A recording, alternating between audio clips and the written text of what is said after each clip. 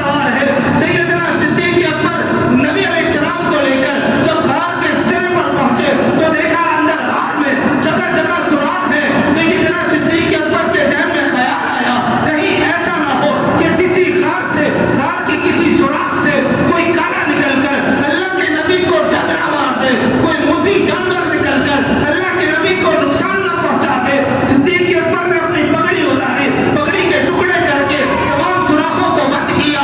देखा सुराख बाकी थे। सिद्दीक अकबर ने अपना कुर्ता उतारा, टुकड़े तोड़ तोड़ कर तमाम सुराखों को बंद किया। एक सुराख फिर भी रह गया। सिद्दीक अकबर ने उस सुराख में अपनी एड़ी को रखा और अल्लाह के नबी से कहा, अल्लाह के नबी तशरीफ लाए, अल्लाह के नबी अंदर आए। अल्लाह की कसम क्या मंजर होगा कि दोनों जहानों का पैगंबर सिद्दीक की झोली में सर रख कर लेटा हुआ है। आज मैं और आप चांद को देखते हैं नजरें उठाकर, सिद्दीक अकबर ने चांद को देखा है नजरें झुकाकर, क्योंकि अल्लाह के नबी सिद्दीक की गोद में लेटे हुए थे। अभी अल्लाह के नबी आराम फरमा रहे थे कि इतने में उस सुराख से एक काला नाग निकला जिसने सिद्दीक अकबर की एड़ी पर डंग मारा। सिद्दीक अकबर काले का डंग बर्दाश्त कर लिया, लेकिन पाँव को हरकत नहीं की कि अल्लाह के नबी की नींद खराब ना हो। उसने दूसरा डंग मारा। उलमा लिखते हैं कि उस काले ने 70 डंग मारे, सिद्दीक ने अपनी टांग नहीं हिलाई। जब अल्लाह के नबी ने देखा कि सिद्दीक अकबर की आंखों से आंसू बह रहे हैं, अल्लाह के नबी ने पूछा, सिद्दीक अकबर क्या हुआ?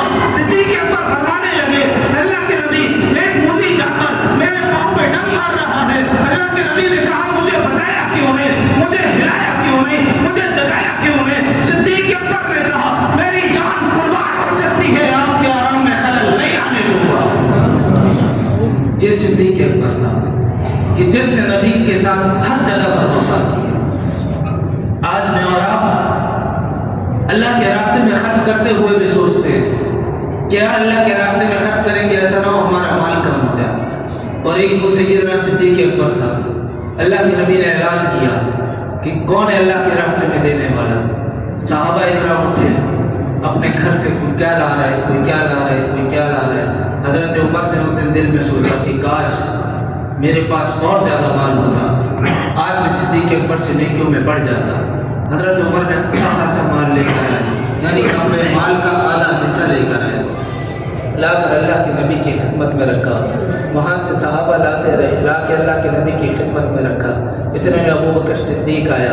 अबू बकर सिद्दीक ने अपने घर में देखा कि माल तो इतना नहीं है, लेकिन जो कुछ था सब कुछ उठाया। फिर उसके ज़हन में ख़याल आया कि कहीं ऐसा ना हो कि मेरे वालिद जी समझें कि इसने सारा माल उठाकर अल्लाह के नबी के कदमों में रख दिया है।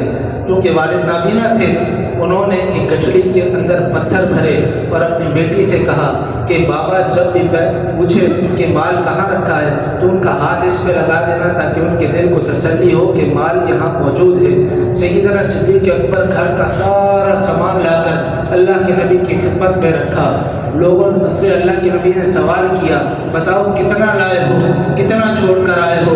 कोई कहता मैं आधा लाया हूँ, आधा छोड़ कर आया हूँ। कोई कहता सवा लाया हूँ, बाकी छोड़ कर आया हूँ। कोई कहता है पौना लाया हूँ, बाकी छोड़ कर आया हूँ। जब बारी सिद्दीक अकबर की आई तो सिद्दीक अकबर ने कहा, अल्लाह के नबी मेरे माँ बाप आप पर कुर्बान हो, घर पे अल्लाह और आपका नाम छोड़ कर आया हूँ, बाकी सब कुछ आपके कदमों में कुर्बान कर दिया। अल्लाह के नबी ने फिर ऐलान किया कि कौन है अल्लाह के रास्ते में देने वाला। अब सैयदना सिद्दीक अकबर चूँकि आशिक मोहम्मद रसूल अल्लाह था, वो और तड़प उठा। उसने कहा कि मेरे पास तो और बचा कुछ नहीं, फिर भी घर पे गया। हजरत आयशा फरमाती है कि बाबा घर की दीवारों पे हाथ मार रहे थे। मैंने पूछा क्या हुआ? कहा कि वहाँ पर मोहम्मद रसूल अल्लाह ने ऐलान किया कौन है अल्लाह के रास्ते में देने वाला, ऐसा ना हो मेरे घर में कोई सुई भी बाकी रह जाए। सैयदना सिद्दीक अकबर ने देखा कि घर में कुछ नहीं बचा था, बाजार पहुंच गए और जाकर अपना लिबास उतारा। लिबास उतार कर टाट का लिबास पहन लिया और अपना लिबास फरोख्त कर दिया। लिबास फरोख्त करके अल्लाह की नबी की खिदमत में हाजिर होने ही वाले थे कि अर्शों से जिब्रील नाजिल हुआ। अल्लाह के नबी देखकर हैरान हुए कि जिब्रील के जिस्म पर टाट का लिबास है। इतनी देर में अबू बकर पहुंचे। अबू बकर ने जो लिबास बेचकर पैसे लिए थे वो अल्लाह के नबी की खिदमत में रखे। अल्लाह के नबी ने अबू बकर को देखा, अबू बकर के जिस्म पर भी टाट का लिबास है।